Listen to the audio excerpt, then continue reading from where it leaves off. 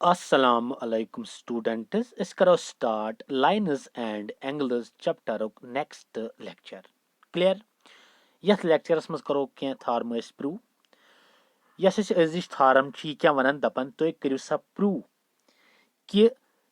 अकिस ट्रेंगलस मन त्रेन एंगलन हुन सम आसन 170 तो वुचमुत कि अक्सर बेशतर कर अकिस ट्रेंगल प्रॉपर्टी यूज कि त्रेन एंगलन हुन सम हसा 170 डिग्री मगर आज वुचो आज करो प्रूव कि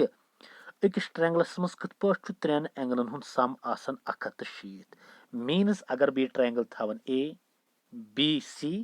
तो यम कन एंगलन मीनस angle A plus angle B plus angle C कत पे बराबर 170 डिग्री बराबर क्लियर छा गो क्या प्रूव कर sum of the three angles of a triangle is 170 clear थो नजर क्या करो अगर तुम वो यह फिगर हन बनाइथ छा अगर गिवन वो गिवन क्या गिवन ओर simply a triangle A B C ओर दिथ बस ए बी सी ट्रायंगल ओर दिथ गो given A B C triangle A B C अस क्या कर मालूम angle A plus angle B plus angle C is equal to 170 degree गो ये एंगल प्लस ये एंगल प्लस ये एंगल आवन 170 डिग्री अस करो ए पॉइंट अम ए पॉइंट मज त्रो line segment D E parallel कत त्रो बी सी एस गो ये लाइन सेगमेंट डी ई त्रो पैरेलल बी सी एस क्लियर छा through a draw a line D E parallel B C clear छा वह अगर तुम नजर दियो D E parallel B C एस छा कि यह कर कंस्ट्रक्शन करा गो अगर दिमो सिंप्लिफिकेशन मज नजर सिंस डी ई अगर बे ट्रायंगल पे अख बनाव यह ट्रायंगल ए बी सी नाव ए बी तो सी ये मन लाइन सेगमेंट डी ई यह डी तो यह पॉइंट ई गो यह लाइन यथ पैरेलल गो D E parallel B C एस प्रूफस मज यपर ए पॉइंट ए बी एन तो ए सी एन कर कट करा अगर फिगर कुन गो बे एक लट वो सा ये अगर तुम नजर दियो यह लाइन सेगमेंट डी ई यह पैरेलल यथ यह बनो बाय ट्रांसवर्सल गो यह एंगल गो बराबर यथ आल्टरनेट इंटीरियर एंगल्स मीनस एंगल वन बराबर एंगल बी एस यपर अगर यह लाइन यथ पैरेलल यह गो ट्रांसवर्सल गो यह एंगल बराबर यथ मीनस एंगल टू बराबर एंगल सी एस अगर यम लाइन जो पैरेलल यह ट्रांसवर्सल यह एंगल बराबर यथ अगर यपर त्रो ब्या लाइन यह ट्रांसवर्सल यह एंगल गो बराबर यथ गोवा अगर यह वन यथ थो नाव suppose be go angle one बराबर एंगल बी एस अगर यह टू थो नाव यथ सी गो एंगल टू बराबर एंगल सी एस क्लियर गो ये नानो कि एंगल वन बराबर एंगल बी एस तो एंगल टू बराबर कत एंगल सी एस तिकाज यम आल्टरनेट इंटीरियर एंगल्स गो अस क्या कोर since D E parallel B C A B तो ए सी कर इंटरसेक्ट देयरफॉर एंगल वन बराबर बी एस एंगल टू बराबर एंगल सी एस लिखो मे यम कम आल्टरनेट इंटीरियर एंगल्स तो यह थो फर्स्ट इक्वेशन तो सेकंड इक्वेशन अगर तुम ये नजर दियो ये स्ट्रेट लो पे स्ट्रेट लाइन अगर पत अगर पे इन्फानाइट रेज खड़ा यमन तमाम एंगलन हूं सम 170 अत वन लीनियर पेयर अगर तुम ये फिगर कुन दियो नजर ये स्ट्रेट लाइन यह एंगल यम रेज जो खड़ा ये तो यह गो यह एंगल प्लस यह एंगल प्लस यह एंगल 170 गो angle one plus angle two plus यह एंगल गो यमन हूं सम 170 गो ये अगर नजर दियो तुम angle one plus angle two plus angle A गो 170 एंगल वन टू तो ए तिकाज बना लीनियर पेयर गो यमन त्रेनवनी हूं सम कूत गो 170 डिग्री गो वह अगर यथ इक्वेशन मज angle one plus angle two plus angle A 170 अगर यथ मज इक्वेशन फर्स्ट तो सेकंड करो यूज मीनस एंगल वन बदल दिमो एंगल बी एंगल टू बदल दिमो एंगल सी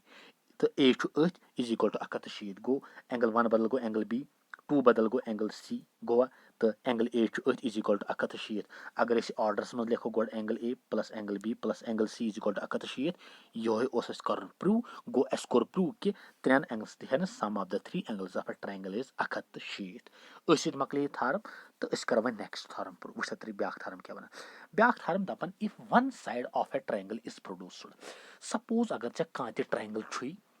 ऐ पे ट्रायंगलस मज ट्रायंगल बनोमुत त्रेन लाइन सेगमेंटन हुंद तो अत ट्रायंगलस मज ती लाइन सेगमेंटन हुंद बनोमुत ती एंगल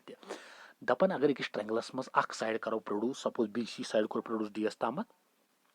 तो पई अगर अकिस ट्रायंगलस मज करो साइड प्रोड्यूस तब जरूरी बनन exterior angle go when one side of a triangle is produced prove that the exterior angle so formed is equivalent to sum of two interior opposite angles. गो अगर ये बाय में BC side को produce D तम अत बनो exterior angle ACD बनो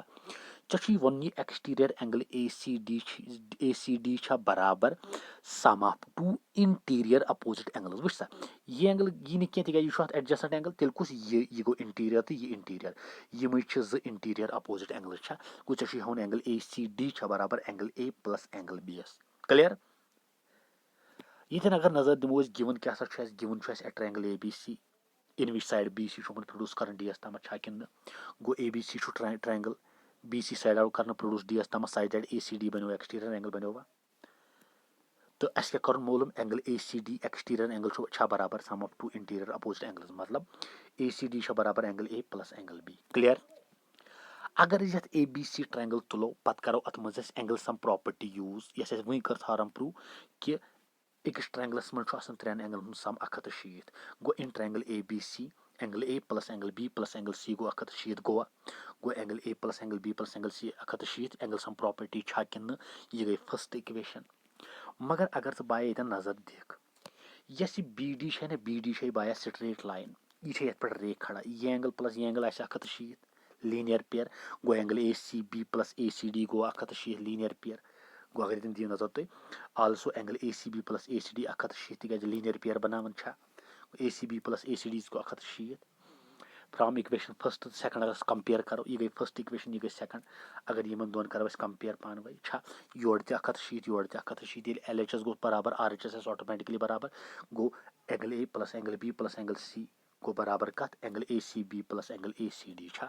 angle A plus angle B plus angle C बिल्कुल LHS इथे पे ACB अगर हेर दिमो नजर ACB अगर ट्रायंगल ABC कर कंसिडर ABC ये ACB अमुक C एंगल